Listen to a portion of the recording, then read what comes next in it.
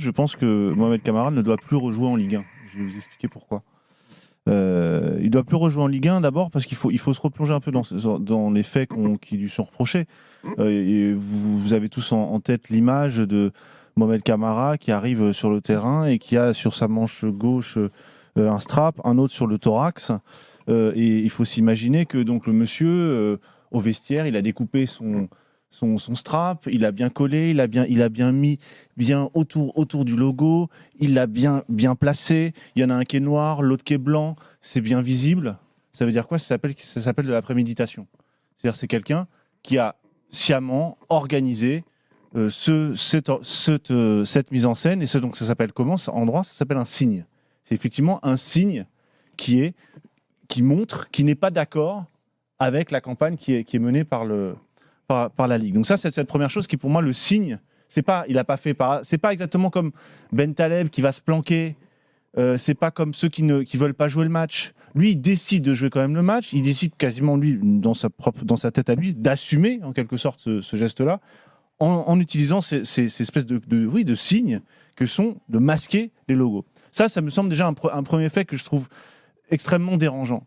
Le fait de le faire volontairement, cette préméditation. Deuxième idée, l'intervention de la fédération malienne, parce qu'on n'en a pas parlé ici. L'intervention de la fédération malienne qui se permet, je m'excuse parce que les termes vont être forts, mais je pense que là-dessus, je suis entièrement ce qu'a dit la ministre, je suis totalement d'accord avec ce qu'elle a dit. Ce que dit la fédération malienne est inacceptable.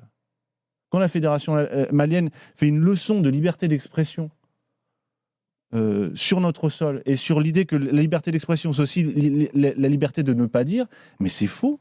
C'est pas du tout ça, la liberté d'expression.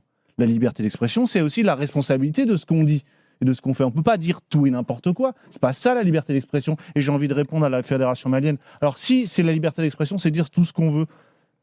Si demain, je vais au Mali, je dis que je suis homosexuel, qu'est-ce qui va m'arriver? Est-ce qu'il y aura la même liberté d'expression? Oui ou non? Donc ça, deuxième chose, l'intolérance de la fédération malienne, et l'intolérance qu'il faut avoir à l'égard des idées intolérantes. C'est la deuxième idée. Première idée, donc, préméditation. Deuxième idée, l'intolérance, qui me semble insupportable. Troisième idée, la lâcheté de l'AS Monaco. La lâcheté du directeur sportif de Monaco. Je m'excuse de le dire dans ces termes-là, mais je pense qu'il n'y en a pas d'autres. Cette volonté de vouloir ménager la chèvre et le chou. On s'est excusé, on a appelé Arnaud Roger, on va régler cette affaire en interne. Mais on est où, là? Une valeur qui est défendue par le Code du sport, article 332 alinéa 7, par l'article 1 de la Déclaration des droits de l'homme et du citoyen, par la Constitution française, par l'ensemble des hiérarchies juridiques françaises, évidemment reconnues par la LFP, qui protège les contrats de travail des joueurs, qui protège tous les citoyens qui sont français et les ressortissants des pays étrangers qui sont sur les territoires français là, cette loi-là a été bafouée par ce geste-là.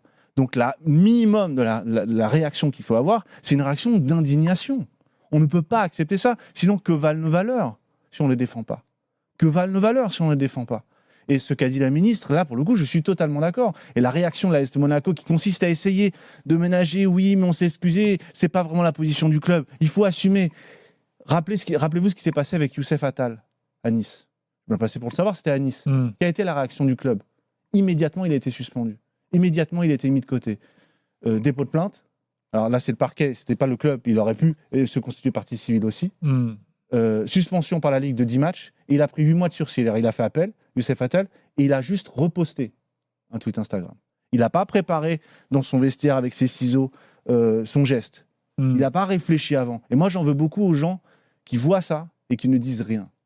Les gens qui murmurent à l'oreille de ces gens-là. Parce qu'il fasse une bêtise, il a 24 ans, à la limite.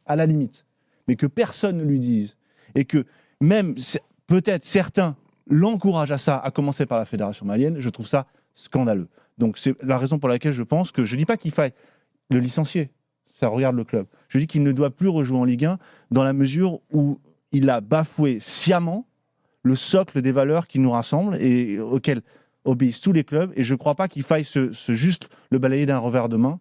Si on fait autant de campagnes de prévention, il faut qu'il y ait un volet prévention, mais la répression doit être elle aussi exemplaire.